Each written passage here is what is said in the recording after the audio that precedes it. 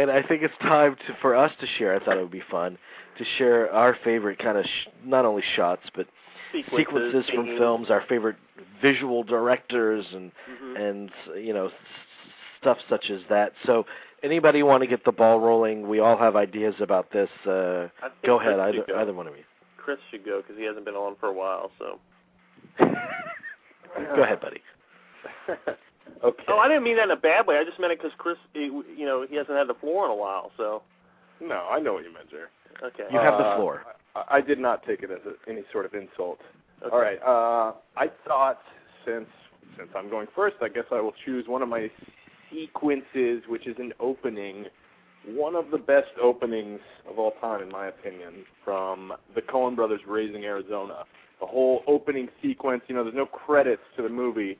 It just sort of jumps into the H.I. McDonough character talking about the situation and how they can't have any kids. And you get this whole sequence of things that happens before you finally, 15 minutes into the movie, you finally get the title screen, Raising Arizona. And, it's got that great music behind it by Carter Burwell. Mm-hmm. And, that one, for me, that's one of the best opening sequences of all time. It's kind of hard to narrow. I don't have a lot of favorite shots from movies, but there are sequences. And shots are difficult. Scenes. Yeah, shots are. But you're right. That it really sets the tone for the movie because right from the first second you're off and running. Yeah. Can I hang up now?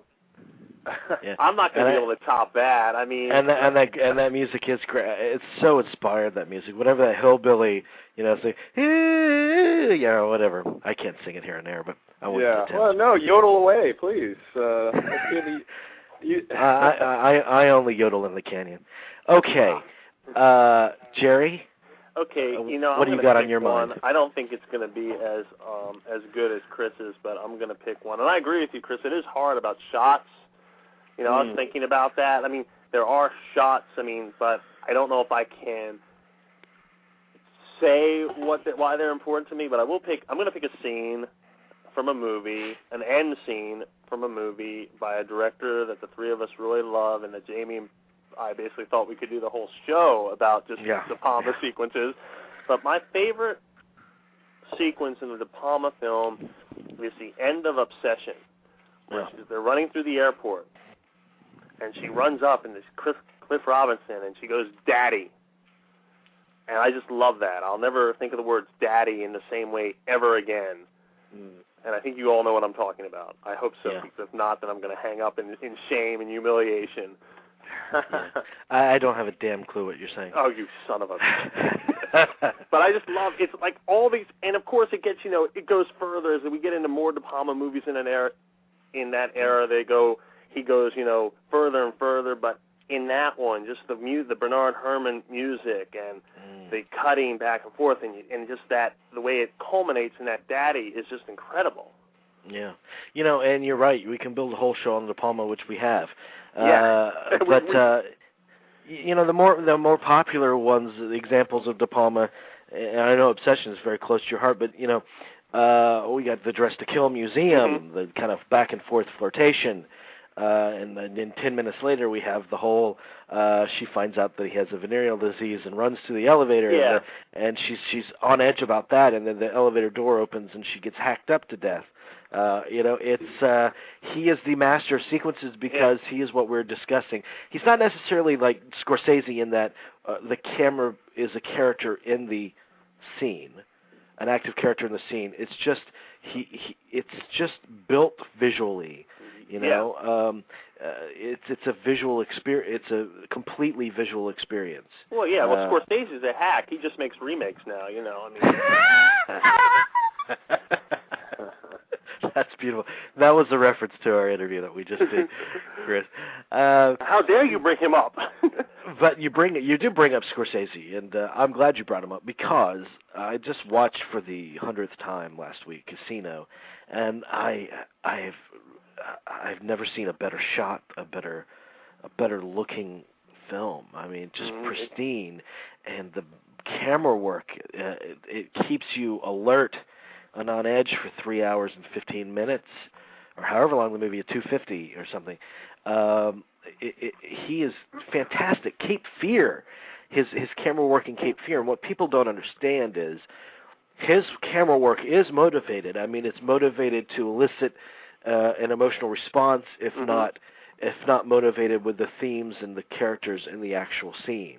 Everything is motivated in Cape Fear, especially. And to hear some of his commentaries on his DVDs, it's like a master class of that.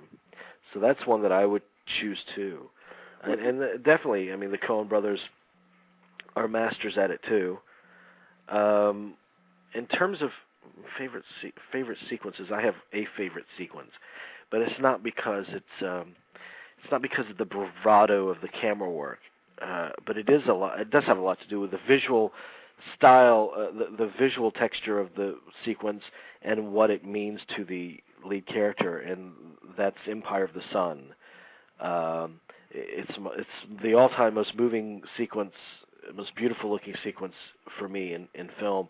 It's when young Jamie, he first enters the camp, and he walks away from the group and finds a field of Japanese aircraft. Yeah. And he dreams of being a pilot. I mean, it's like his great childhood dream. And he goes up to a plane, and it's magic hour, and the sparks are flying all over the place where they're welding the plane or working on the plane, and he touches it, and it's just like a tactile moment for him that he's right up there with his dream. And 3 Japanese soldier pilots walk up behind him, and he turns, they salute him, and he salutes back, and the music crescendos. It's just a gorgeous moment. And actually that whole movie is driven by the sun and driven by the photography of the sun. I mean, just as a little side note, you've never seen such beautiful photography of the sun than in that film. You know, whether it's rising or setting. And Spielberg does that a lot. Spielberg does a lot of great sequences, and he has a lot of great shots of people looking out. A lot of great shots of people thinking. Where obviously the camera's still, or it's a very slow dolly, so very effectively, and you're almost not aware of it because the camera's dollying in so slow, but you're getting inside of that thought process, you know, with those slow dolly ends that our guest was referring to earlier.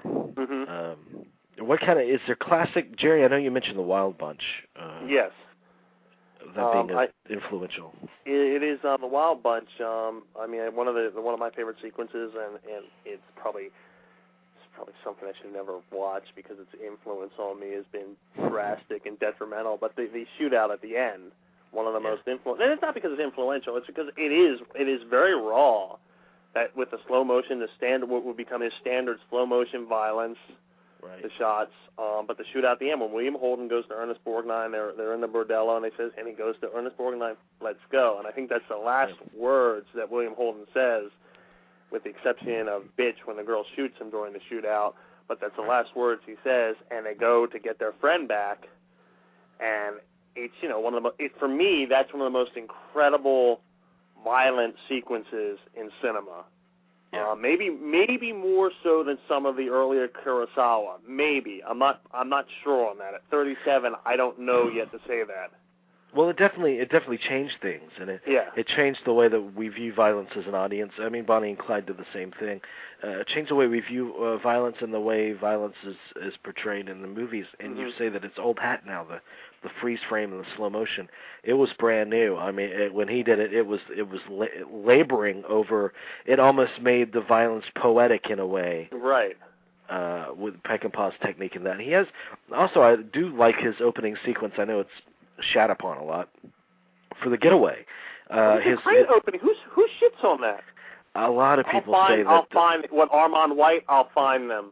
But that's a great opening sequence. Oh my God. I love the sequence. Yeah, I do. When Steve McQueen character is introduced in the boredom and the routine of his life and behind bars. Yeah. It's beautifully expressed. Do you have a classic movie that you look to, Chris, and think, wow, they really did it right there in terms of shots or sequences?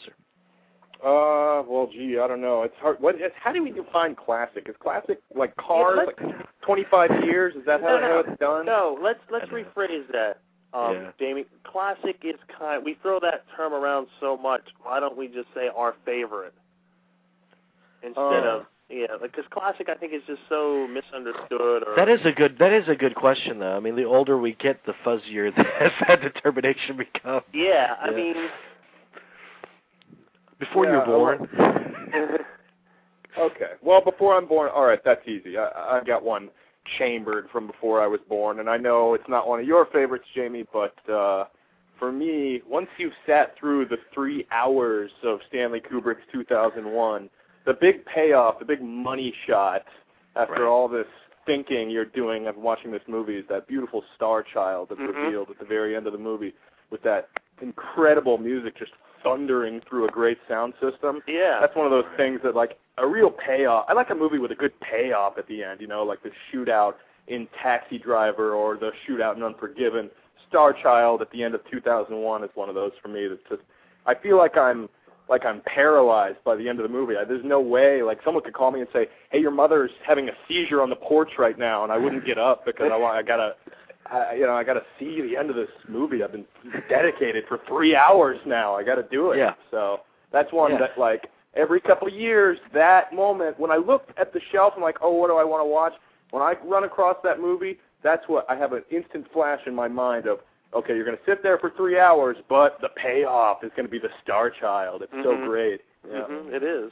It's hard to argue with that, man. I mean, I agree. Yeah. Shots in movies, like you said, they're harder to come by, but I do have some favorite shots. There's the shot in Blue Velvet. I mean, it's hard to pick out a single shot from a Lynch film, but there's a scene. Just you frame it because it looks like a masterpiece painting. Dennis Hopper standing next to Dean Stockwell when he's singing that song with the light illuminating his face from below. Man, that's hypnotic. I mean, and a lot of times directors will sit down with their VPs and they'll look at, paintings from the classic artists, from different periods, and they'll say, I want that look, because a DP, they work with shadows and light, and they study the light and the colors in the painting and try to replicate that feel. And I'm sure Lynch does it. I mean, he's an artist on top of being a director, but just a beautiful, hallucinatory kind of image for Blue Velvet. So that would be a choice for one of my favorite shots. Citizen Kane. There's a shot, and I don't know the context of the scene. I forget. It's been a little while since I've rewatched it. It's in the set design mostly, but it's just a static shot. Which you're talking about movement. Orson Welles moved the camera in very innovative ways too. But this is a static shot where he's talking about business problems. He's in the foreground. In the background, you see the adjoining room with huge arch windows. Right. He walks from the foreground to the background, and as he walks into the background, no, I'm sorry, they're small windows. As he walks in the background, the windows appear larger and dwarf him. And that's why that movie is such a visual masterpiece, because it illuminates the characters and their situation and what's going on within them. The camera work just reiterates that. It's beautiful, beautiful filmmaking. Spike Lee. What do you guys think of his signature shot, which is that dolly move where the camera's in motion but the character is still? It's almost like it is that they're standing or sitting on a rolling dolly and they're just moving the dolly. And so you see motion behind the movement behind them, but they're static. What do you think of that shot? I get upset if I don't see it in one of his films. Yeah, you see it, I agree. Yeah. You wait for it. You kind of know in the back of your mind it's going to be there, and it usually is. And when it's used, he always finds a way to use it so that it's not just kind of, it's appropriate when he uses it. He always finds a way to put it in there, even if it's just for a second. It's never forced on the story. Like, I think it works beautifully in Clockers. Yeah. Oh, yeah, very inventive. In Clockers, when Harvey Keitel is telling the young kid, who committed a crime, is telling the young kid the story he needs to use to cover it up. Right. And he becomes a character in that story. As he's telling him, it's beautifully done. And also Malcolm X, when when he walks to his assassination, and he's kind of gives the appearance of he's kind of floating on air. Yes. Sometimes it seems arbitrary. I mean, there's a scene of Wesley Snipes and Spike Lee in Jungle Fever where they're having a conversation on the sidewalk, where they're supposed to be walking and they're kind of floating. It doesn't necessarily have any kind of relation to the scene itself. But most of you liked it in Inside Man, didn't you, Chris? Yeah, I loved it in the Inside Man because when he's kind of in the trailer, and then I forget exactly what happens, but something happens, like they shoot somebody in the bank, or they give the illusion that they've shot somebody, and the shot is used to sort of illustrate the sort of like Denzel Washington's character has to get from there to the bank immediately, and all he's thinking about is what's happened, and is this his responsibility? And it all is illustrated just by that sequence, and he hadn't used it like that before, but he was able to work the shot in that time to explain a lot. I thought it was pretty cool. Yeah. We got some, I'm just reviewing as far as I can up there from the chat room. Stand By Me, when the kids are chased by the train. Tim likes that. Nomadius says, scene in Schindler's List with the girl in the red jacket. Absolutely. Fugitive, when Harrison Ford was dangling above the waterfall. These are action sequences that Tim likes. I have a shot that I like. Malcolm McDowell in Clockwork Orange. I don't know what scene he's referring to, but probably the opening when we first see him, when they're sitting at the Cordova Milk Bar, I think. Right. And the camera zooms in. A slow dolly into his. Yeah. What were you thinking? Well, there's a scene. We used to joke that this was the only reason this director made this movie, but Michael Cimino's Year of the Dragon, when Tracy Zhu wakes up in the morning and you have that beautiful skyline dawn shot of New York City from her penthouse apartment, beautiful penthouse apartment, and it's just like right at dawn, and it's her silhouette, and then the city, and it's a beautiful shot. Speaking of which, how about Heat? How about that De Niro's apartment, like slathered in that blue, and he's standing at his picture window overlooking the ocean. That's right. Michael Mann is another one that's just atmosphere and tactile feeling and such bold use of color. And, right. Much like Spike Lee, I mean, I'm thinking of 25th Hour near the beginning when they're all walking to the club, he and Philip Seymour Hoffman and Anna Paquin. They're walking across the street, and all of a sudden they get near the club, and they are illuminated in the most such a robust kind of blue. I think it's a blue color that just like saturates the screen. And in terms of color, Spike Lee is bold in his choices of color. That's part of the passion that I'm talking about with this man. I mean, he really expresses a lot with the use of color. Blues, and then in the club, the reds and all the different kind of colors that he uses in that film, and the saturation of He Got Game. You know, it's hard to describe He Got Game, the look of it, but it has a very special look to it. And obviously somebody mentioned Carrie in the chat room, and you can't mention Carrie without talking about the prom. Yeah. The prom sequence. Do you have a favorite De Palma sequence, Chris? If I had to pick, I like the showy De Palma sequences, like you were talking about earlier, Jerry's scene from Obsession, and the other one from Dress to Kill. But my two favorites, just for sentimental reasons, used to be two favorite movies in my family, are the two baby carriage sequences. The one at the end of Raising Cain and the one at the climax of The Untouchables. Yeah. Both very, very similar sequences, and even have the similar, focal point of the scene is this baby carriage. It's just human nature, like, oh my God, a baby might be shot or stabbed or killed or something like that. It's pretty simple little trick that he's playing on the audience. But he does it so effectively in both movies. Makes real good use of slow motion and music music in Raising Cain, not so much in Untouchables. Right. But both really classic De Palma shots. But his movies have no shortage of moments like that. That's why I was kind of trying to put together some movies, some scenes here.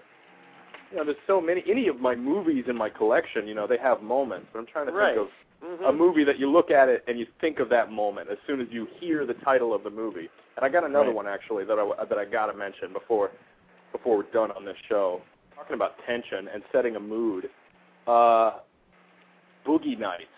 Oh, Alfred Molina's house in Boogie Nights. Dirk and John C. Reilly going to score the coke at Alfred Molina's house. Oh, yeah.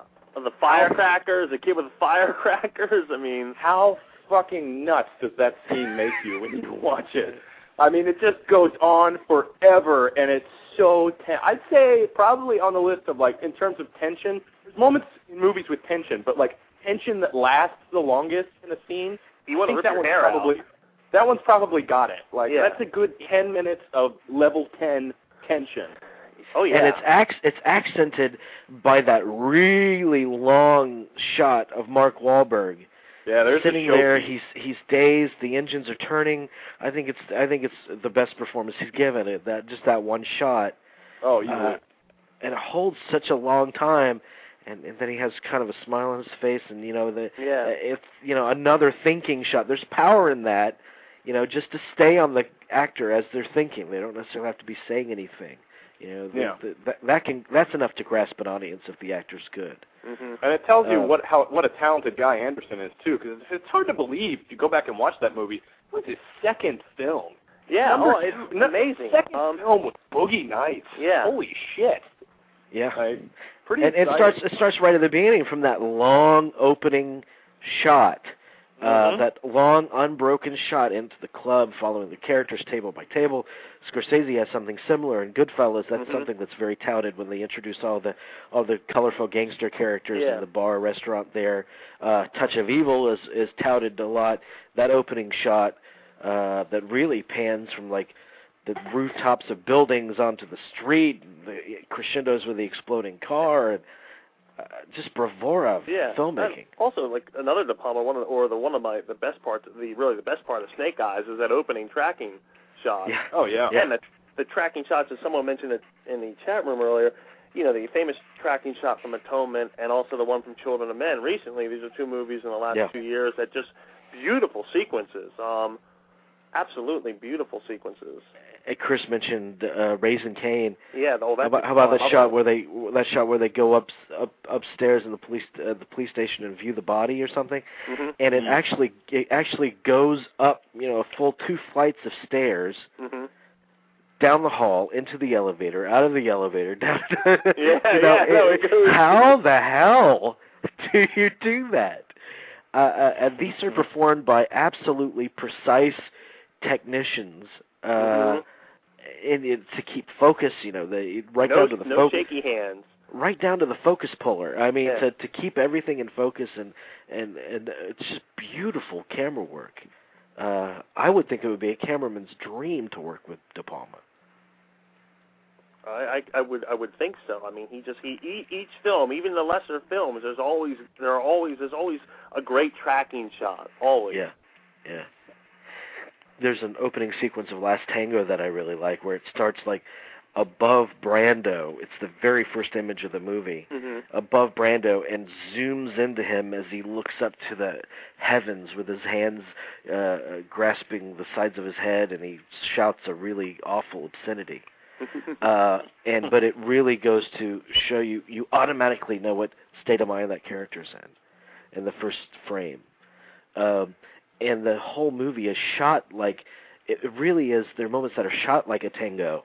Like when he is in the apartment and she shows up in the apartment and the camera's kind of low to the ground and it's just kind of dancing around them and between them and navigating around those two characters. It's another beautifully shot movie for me. We have a couple of minutes left. If anybody wants to call in and share your thoughts on this subject, the number to dial is 718-508-9477. Don't be shy. I know you guys are all speaking up in the chat room, but we'd like to hear you here and get another conversation going. Right. I got another one, actually. Yeah, I got one after Chris. Go, guys. Lesser movie. The movie does not fit in with things like Last Tango and, Obsession and these kind of movies, what we're talking about, but the scene is a diamond. American Werewolf in London. the transformation scene. I know I know this is a scene that gets played a lot, and you hear about it a lot. You hear about that scene more than you hear about the movie, and there's a reason, because the movie's not that great. I like it for sentimental reasons, but it's not a masterpiece, you know?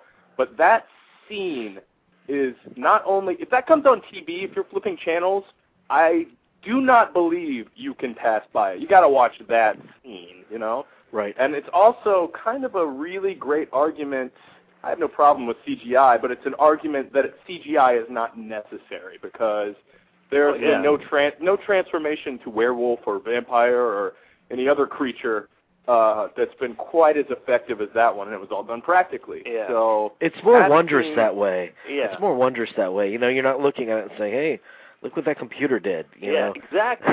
And I do like that movie, and I think maybe because it's, like you said, sentimental, but that movie grows on me each time I see it. And maybe for the very reason you said, because of the no CGI. Yeah. Yeah, it really feels like, it feels very organic, which is something a lot of CGI can't do. It's been done. CGI has been done, and it's been made to feel organic. I'm talking about things like Gollum, or even some of the dinosaur effects in Jurassic Park. The first Jurassic Park, yeah. Yeah, but it's never, even that is not quite as organic as that transformation in American Werewolf in London. No, of course not. Impossible to turn away from. And that awful makeup job, it's a terrific makeup job, but it just looks awful. With Griffin Dunn coming back with his neck all torn out. Oh yeah. Oh, man. Excellent. Man. Jerry, what did you have in mind? I like a sequence in a movie, a Korean movie called Old Boy, and I think you guys know what I'm going to say. The hammer fight corridor sequence.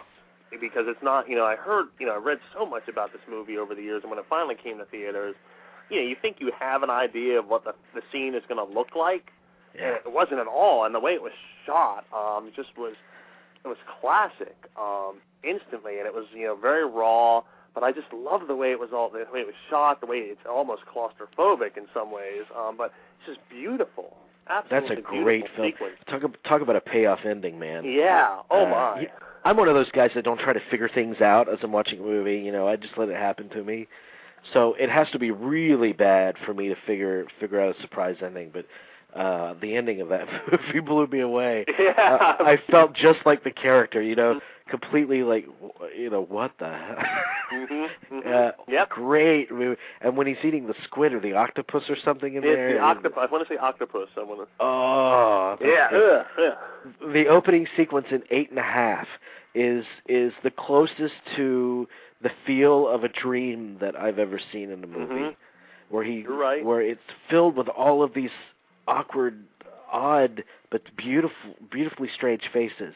And he kind of levitates out of his car, and then the next shot, he's in the middle of the sky, and a boy has his foot hanging by a string, and he's in midair, almost like he's a balloon or a kite or something, and he falls. And I think that everyone's had a dream like this, where you're falling off a cliff or falling off something, and you feel it as you're sleeping in the pit of your stomach. Yeah. That's the feeling of that opening scene. It's an amazing sequence. Oh, dude, Fellini, a lot of Fellini comes with that one especially. You're absolutely right. Yeah, and there's parts of Cries and Whispers that you could frame. I mean, so aesthetically pleasing. There's one shot in Scarface. I know everybody talks about the chainsaw sequence, but one shot in Scarface where they're storming his mansion at the end of it. The man comes in and shoots his sister. Yeah. And he takes him and flips him off the balcony, and he falls in the swimming pool. And then he stands on the balcony, and he's shooting the machine gun down at his body in the pool. Yeah. There's one shot, it lasts 2 seconds, of him standing on that balcony with the machine gun that I think is so striking. I know yeah. Yeah, it's a static shot that only lasts for 2 seconds, but it is for me the baddest ass shot out of that whole movie. No, you're absolutely right. It is. Yeah, I love that moment. There's also shots that they're never quite as effective as the first time you saw them. That doesn't mean they're not good still. They're just not quite as effective. I'm thinking about sequences like in the Silence of the Lambs at the end of the movie with the doorbell ringing switch. You know what I'm talking about?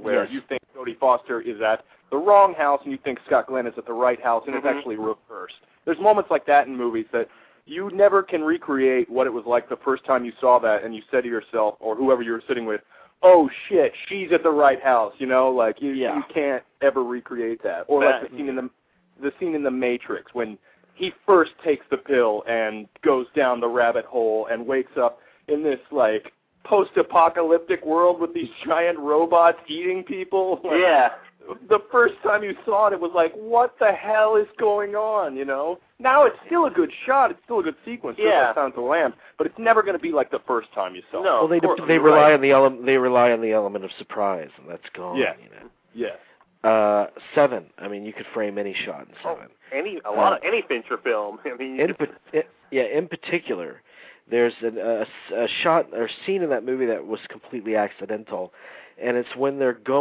got a tip on where this guy lives, and they're going to storm the apartment, and they walk up, and it's the guy that he kept alive for a year, and he's covered in bed sores, and he's you know the victim I'm talking about. Yeah. Yeah. But they're on the way there, and they're talking about whether or not they've ever fired a gun. And Brad Pitt talks about his partner got shot and killed or something, and he was trying to remember his name and he couldn't. And then cuts to Morgan Freeman, and Morgan Freeman has a pained expression on his face because that's the sadness of this job and this life. Mm-hmm. But at that emotional moment, when it cuts to Morgan Freeman, there's just a blast of sunlight shooting through the taxi window or the police car windows, and it just does something for that scene. It's almost transcendent or ethereal somehow. Mm-hmm. And Fincher said, "God bless the gods," because that was a complete accident. It's just one of those magical moments in a movie, if you're looking out for it. That really gets to me every time, and I look forward to seeing it each time. Mm-hmm. Yes. But you're right. Fincher is pretty incredible. I mean, you can basically frame any still from his movie. You definitely can. Yeah.